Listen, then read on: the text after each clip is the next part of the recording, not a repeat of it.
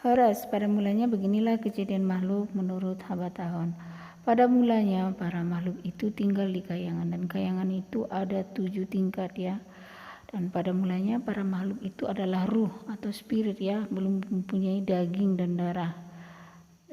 Dan pada mulanya segala sesuatu lahir kembar ya. Ada dewa terang, ada dewa gelap, ada dewa tawa, ada dewa tangis, ada dewa kehidupan, ada dewa kematian. Ada dewa kaya, ada dewa miskin, ada dewa keteraturan, ada dewa ketidakteraturan, dan seterusnya. Dan para makhluk ini juga saling menikahi ya, tetapi di dalam keteraturan, yaitu Triangle of Life atau Dalihan Natolu, di mana ada yang dituakan dan ada pihak pemberi istri dan ada pihak penerima istri. Semuanya tinggal dalam keteraturan ya. Tentu saja ada yang melanggar keteraturan ini. Nah, setelah adanya elemen alam yaitu tanah, air, api, udara, dan embunnya, kemudian para makhluk ini membentuk kendaraannya masing-masing ya, pesawatnya masing-masing.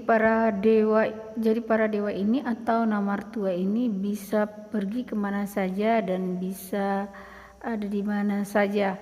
Nah, kemudian lama-kelamaan pesawat mereka ini, para dewa ini, karena berputar terus, lama-kelamaan menghisap tanah ya, lalu tanah itu menggumpal dan mungkin dia bisa berbentuk bulat atau seperti kentang atau seperti bintang seperti yang ada sekarang ini. Nah, itulah sebabnya bumi itu ada banyak sekali seperti bumi kita ini ya. Jadi pesawatnya dewa bulan itulah yang menjadi bulan sekarang, dan pesawatnya dewa matahari itulah matahari yang ada sekarang. Nah, dengan bermacam-macam objek-objek yang ada di langit ini, jadi ada bumi seperti bumi kita ini juga ribuan banyaknya.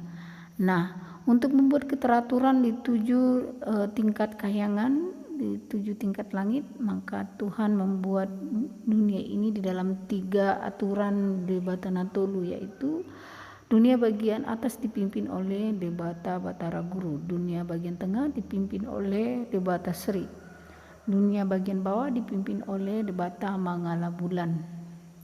Dan semua para makhluk itu, para dewa atau Namartua itu hidup di dalam keteraturan ya, di dalam aturan Dalihan Natolu, di mana ada yang dituakan, ada yang pihak penerima istri, dan ada yang pihak pemberi istri, dan tentu saja ada saja yang melanggar aturan ini.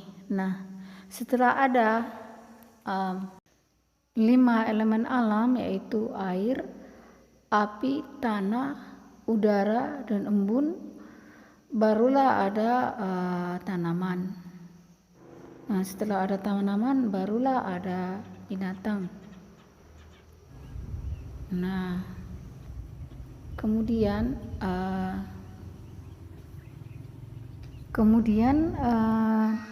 tumbuhan dan para binatang memohon kepada Yang Maha Kasih supaya mereka bisa menjadi seperti dewa ya, seperti wujud manusia.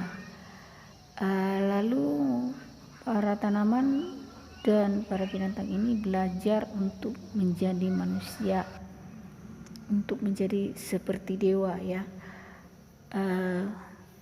untuk mempunyai wujud seperti manusia. Nah, itulah sebabnya ada bermacam-macam makhluk ya. Pada mulanya ada dia yang setengah manusia, ada yang setengah tumbuhan, ada yang setengah rusa, atau setengah manusia, atau setengah ular, atau setengah manusia. Nah, kemudian pada puncak kesempurnaannya, makhluk-makhluk setengah wujud manusia, setengah wujud tanaman, atau setengah wujud manusia, setengah wujud binatang ini, mereka mencapai keutuhan wujud manusianya. Mereka bisa mencapainya pada masanya atas izin Yang Maha Kasih. Dan para makhluk-makhluk ini juga menikah dengan para dewa. Para dewa wujudnya seperti manusia. Cuman para dewa belum mempunyai daging dan darah.